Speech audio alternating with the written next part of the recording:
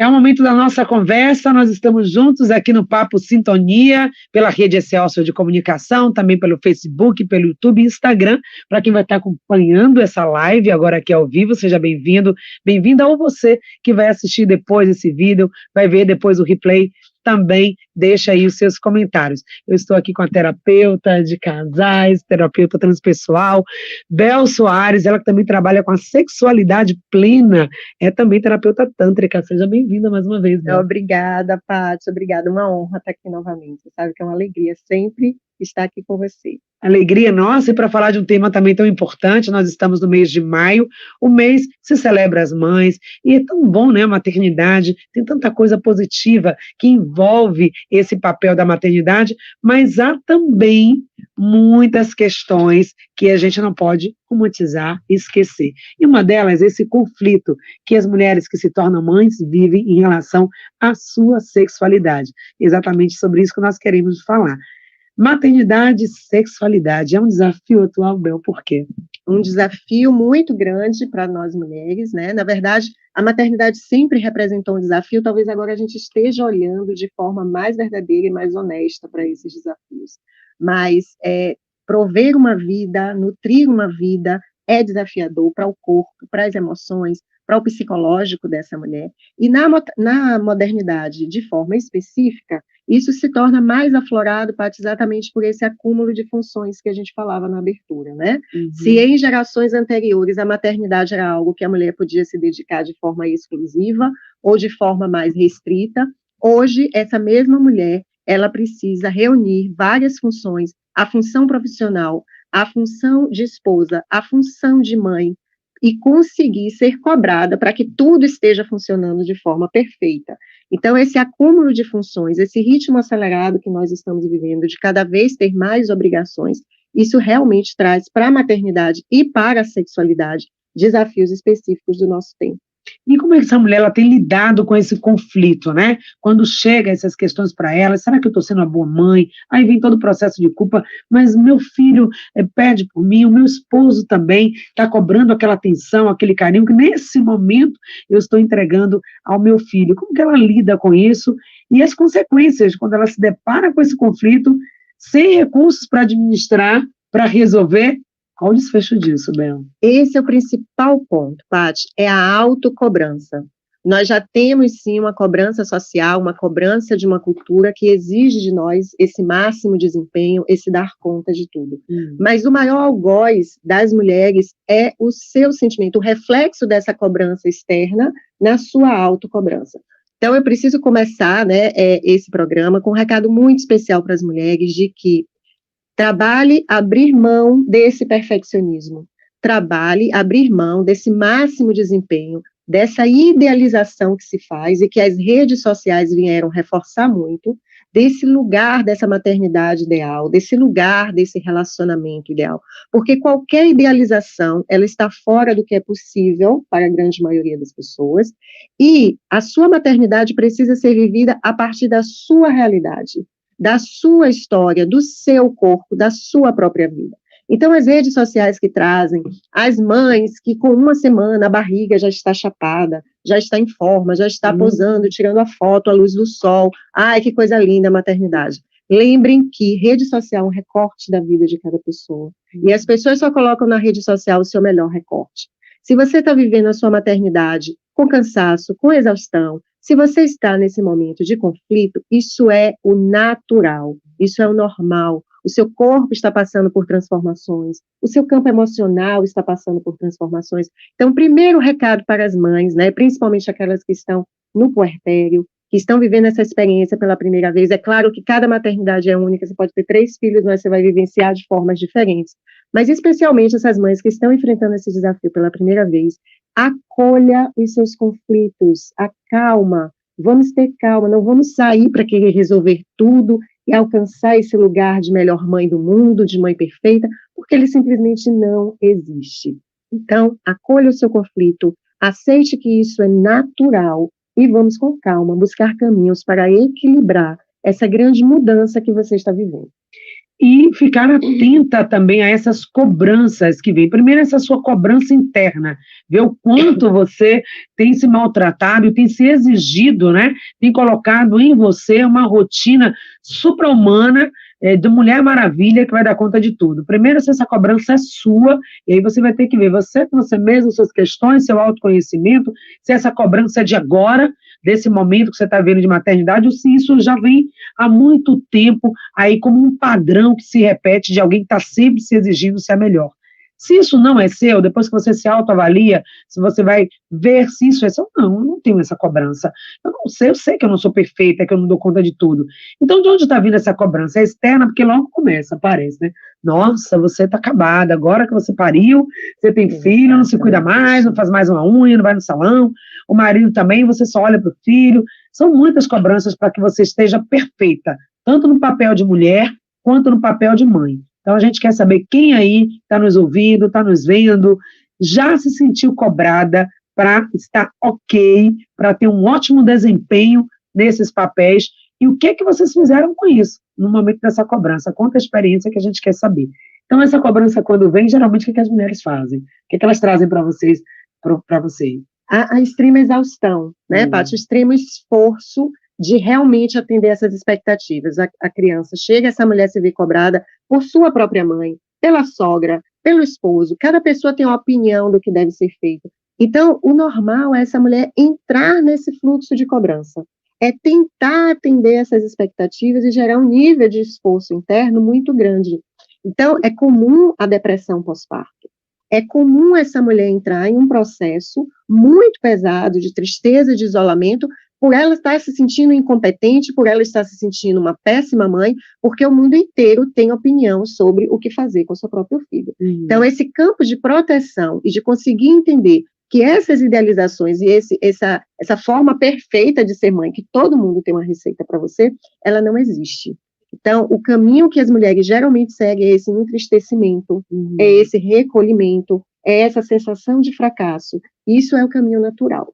E o que a gente tenta buscar, principalmente no processo terapêutico, porque eu considero a maternidade um dos maiores atravessamentos que a vida da mulher sofre, é muito importante que exista um acompanhamento, que exista um suporte para isso, é que a gente possa acolher esse conflito e tranquilizar essa mulher de que, independente dos critérios que ela pode utilizar ali nas coisas práticas da vida desse bebê, se ela está demandando amor para essa criança, ela vai ser a melhor mãe que essa criança precisa ter.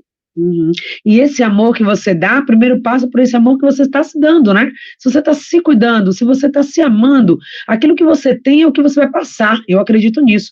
Alguém que não está se cuidando, não está se amando, como será possível amar e cuidar do outro? Isso acontece, a gente vai se desdobrando, mas o melhor é que você esteja bem, reserve um horário do seu dia, aproveita aquela sogra, aquela amiga, aquela vizinha que chegou, olha, dá uma olhadinha nele aqui que eu vou me cuidar, tomar aquele banho, relaxar, se cuidar, passar um batom, porque isso também vai trazer, se não deu tempo também para tudo isso, tudo bem, não fique nessa cobrança, porque cada um vai saber da sua rotina.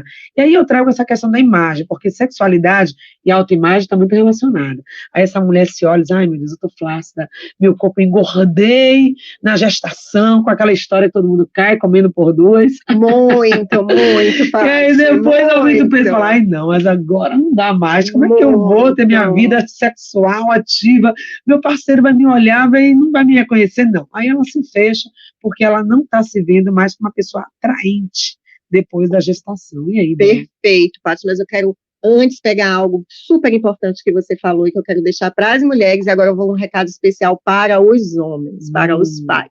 A primeira coisa que você falou que é muito importante é utilize a sua rede de apoio.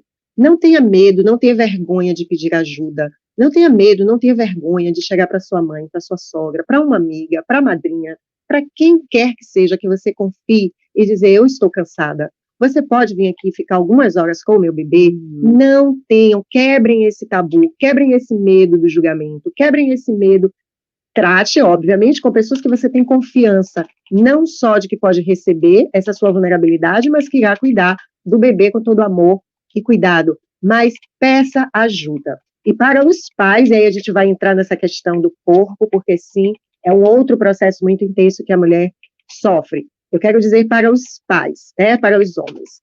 Se você realmente deseja ser um bom pai, se você realmente deseja exercer essa paternidade da forma mais amorosa possível, você começa a ser um bom pai para o seu filho, como você é um bom homem para esta mulher. E olha que eu disse um bom homem, eu não disse nem necessariamente um bom marido, porque independente da configuração, você pode não estar nesse papel de marido, mas entenda que esta criança, desde o momento do ventre materno, ele está intimamente ligado com todas as emoções dessa mulher. Se essa mulher está insegura, se essa mulher está frágil, se essa mulher está sofrendo, esta criança irá sentir no seu campo emocional essas mesmas emoções. Quando a gente vai para a terapia do adulto, é o resgate dessa fase infantil que nós encontramos as maiores lacunas emocionais. Então, se você realmente quer ser um bom pai, muito bom que você esteja participando de cuidar do bebê, de trocar fralda, de fazer o mingau. Os homens estão sendo muito valorizados, né, por esse novo movimento. Eu te diria que se você está fazendo isso, parabéns, você está fazendo o básico que muitos homens não fazem, mas é o básico. Mas o que você pode fazer de mais especial pelo seu filho, principalmente até os 2 anos de idade, quando a criança está intimamente ligada a essa mãe, é cuidar para que essa mãe esteja bem. Se essa mãe não estiver bem emocionalmente, o bebê pode estar lindo, maravilhoso, todo fofinho, mas essas emoções irão reverberar no seu corpo. E aí, voltando para esse ponto do corpo, isso é muito importante. A insegurança, o nosso corpo se transforma, a flacidez da barriga, as mudanças hormonais, isso são inevitáveis. As pessoas que estão vendendo e publicando essa idealização do corpo perfeito depois de ter um filho, é claro que isso é a partir de uma realidade de muitos procedimentos estéticos, de muitos tratamentos prévios e posteriores ao parto. Então, não se comparem essas idealizações. E perceba que a libido é uma energia, ela não depende da forma do seu corpo. É a nossa crítica, o nosso julgamento moral para as formas do nosso corpo que inibe essa energia. Mas para a energia do desejo sexual existir, nosso corpo não precisa ter nenhuma forma determinada. Agora, você está diante de um novo momento da sua vida. Talvez esse desejo sexual não vá ser alcançado com os mesmos caminhos que você utilizava antes. E o primeiro passo, sem dúvida, para esse casal é olhar para essas transformações físicas e emocionais como um momento de aprendizado. Vamos reaprender onde está o nosso sexo, vamos reaprender onde está o nosso desejo. Não queiram seguir o mesmo roteiro de antes, porque ele pode não funcionar mais. Vocês são agora pessoas que passaram por uma transformação de identidade. Então, olhar a libido e o desejo como vamos nos descobrir novamente agora a partir desse novo lugar. Exatamente, esse casal que agora tem um outro ser, né, para aqueles casais do primeiro filho, ou já tem uma família já estabelecida, os filhos já estão crescidos, e essa mãe também acha que, enfim, né, esse lugar da sexualidade foi ficando de lado, já tão distante, que não sabe nem mais quando foi o momento que isso começou a se perder, e como fazer o resgate de tudo isso? Mas será, Patrícia, meus filhos agora já estão grandes, eu já estou uma mulher madura, um homem maduro, idoso, não sei, deixa essa coisa quieta. A pergunta é, você quer viver plenamente sua vida sexual? Porque direito você tem, poder você pode, se você tiver biologicamente, fisiologicamente, com tudo ok, hormônios ok, tudo bem, claro que talvez a mulher vai dizer, Bel, eu queria que você falasse um pouquinho, mas durante a amamentação, será que é questão hormonal, a minha libido diminui, é normal, né, bioquimicamente falando, isso muda, e como é que eu posso lidar com isso?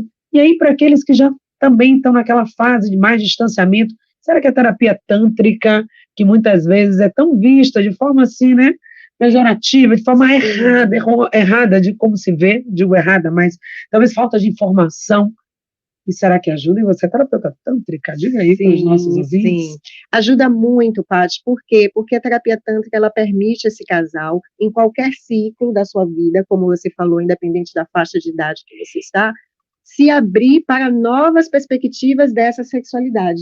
Um grande erro que a gente comete é querer fazer o sexo da adolescência até a fase madura do mesmo jeito, seguindo o mesmo roteiro, com o mesmo caminho, ou trazendo recursos muito automáticos, um novo brinquedo do sex shop, novidades pontuais, quando, na verdade, a grande descoberta é o que seu corpo deseja agora, ao que seu corpo responde agora. Se na adolescência a gente pode gostar de um sexo mais forte, uma pegada mais intensa, talvez na vida adulta esse corpo esteja pedindo algo mais sutil, algo mais suave. Isso acontece muito com as mulheres realmente no pós-parto, nessa fase da amamentação. O corpo em si está muito sensível, né? E essa energia do corpo está muito voltada para a produção do leite, para a restauração desse corpo. Tem um útero que está voltando ao seu tamanho normal, tem um corpo que está se recompondo. Então, é normal, sim, que haja uma queda da libido. Mas, veja, nós não podemos falar sobre esse ponto de vista em performance. Eu tenho que ser aquilo que eu era antes. Não, você tem que ser uma nova mulher. E nessa nova mulher, nesse novo homem, nesse novo ciclo da vida, permitir que esse corpo diga o que eu desejo agora. Quais são os novos caminhos? Então, a terapia tântrica permite a gente sair desse roteiro esquematizado que nós vivemos do sexo e que, por melhor que seja, não vai fazer sentido a vida inteira. Nada, por melhor que seja, vai ser bom para a gente, da adolescência até a vida madura. Então, a terapia tântrica desperta o casal, desperta essa mulher, esse homem, para qual é o nosso sexo de agora? Qual é o nosso prazer de agora? Quais são as possibilidades que nós podemos abrir entre nós para que isso aconteça sendo satisfatório e prazeroso para ambos? Essa é a grande pergunta, e o que faz de uma relação duradoura a possibilidade de um mar constante de descobertas. Porque a gente acreditar que já sabemos tudo sobre o nosso desejo é uma grande infantilidade. Gente, se você está vivendo todos esses conflitos, essas dificuldades, se essa fala é para você, procura a orientação de um profissional. Quando a gente está com problema, está com a dor no joelho, né? Procuramos aí um ortopedista, está com problema cardíaco, vai no cardiologista. Gente, está com uma questão de relacionamento, procura também uma terapia de casal, por que não? Existem os serviços aí à disposição dos profissionais. A Bel Soares é aqui a nossa indicação para você, porque está com a gente como consultora aqui desse quadro, falando sobre sexualidade. Tem os contatos que a gente vai encaminhar também para você que está no grupo Em Sintonia, e aproveita também, pergunta desse espaço aqui, tá? Perguntar, não precisa ter nenhum acordo, é só você mandar mensagem, 996573998. Quem está acompanhando também aqui pelo Facebook ou pelo canal do YouTube da Rede Excelsior, deixa um comentário no chat, faz a sua pergunta no chat, faz a sua pergunta que a gente responde, tá? Agora, Bel, vencida essa etapa aí, dessa trajetória, essa mulher que sabe que ela está cansada, ela já sabe que ela pode pedir ajuda, ela já sabe que o corpo dela mudou, que vai precisar de um tempo para ela retomar a sua forma física, ela não está desesperada para fazer fórmulas mirabolantes, sim, procedimentos estéticos, se arriscando a sua vida, ou fazendo dieta que vai prejudicar tanto ela quanto a nutrição do bebê. Ela está consciente que isso vai levar um tempo, mas ela está tendo outra coisa, ela está bem com a sua imagem, com a sua gestação, mas ela está tendo conflito no relacionamento. Ela não está sabendo lidar com esse companheiro, que também não foi preparado para esse momento, e aí disso pode acontecer várias coisas, inclusive separações, que seria péssimo nesse momento, né? É muito comum, Paty. E aí eu vivi isso, né? Dois fatores são muito comuns, realmente, quando um filho chega no relacionamento: infidelidade conjugal e separação. Por quê? Porque há uma dificuldade, né? E aí a gente precisa traçar dois cenários básicos. Quando esse relacionamento realmente já apresentava os seus desequilíbrios, as suas desarmonias, a criança chega de uma forma não planejada, ou em um planejamento, se acreditando que um filho pode trazer um elemento positivo para a relação, isso é muito arriscado, e essa criança chega em um ambiente que já não estava bem. A tendência é que isso realmente piore. Porque entre as coisas maravilhosas, principalmente do início da chegada de uma criança, e os desafios, sem sombra de dúvida, os desafios são maiores. Uma criança traz não só essa troca, né, de dinâmica, de rotina de vida, aquilo que a gente fazia, final de semana que a gente podia ir a curtir sem se preocupar com nada, não temos mais, a programação que a gente só precisava pensar na gente, não podemos mais. Então esse casal está passando por uma troca profunda de identidade. Tudo isso precisa ser rediscutido. Se a relação já não estava bem, isso tende a se agravar. Uma criança traz, sem sombra de dúvida, gastos extras que, se não foram devidamente planejados, pode também representar para o casal um ponto crucial nas finanças, que é um motivo de preocupação e conflito. Quando a relação estava muito bem, esse filho foi muito planejado, todos estavam felizes, ainda assim nós vamos viver esse conflito dessa nova identidade. Quem sou eu nesse lugar? Né? Você citou na abertura um caso que acontece muito, que é o homem dizer: peraí, mas a minha mulher agora só pensa nessa criança, todas as atenções estão voltadas para essa criança. E eu, que lugar, né? É muito importante que essa família encontre agora o seu lugar. O meu lugar de mãe, o lugar de pai, o lugar do filho, e o meu lugar de mulher, o lugar de homem. E essa reconfiguração é um desafio muito grande, por isso os conflitos vão existir. Eu considero essa fase da chegada de um filho, na terapia de casal, a gente faz uma linha do tempo da vida de um casal e marca os pontos onde é mais importante um acompanhamento terapêutico. E, sem dúvida, a chegada do filho é um momento desse, exatamente por essa troca. Então, os conflitos vão existir, é natural que aconteça, né? Quando a gente está trocando de papéis, a gente vai se sentir meio perdido. Então, tem uma dose dos conflitos que é natural que aconteça, é saudável que aconteça, a gente está se reencontrando.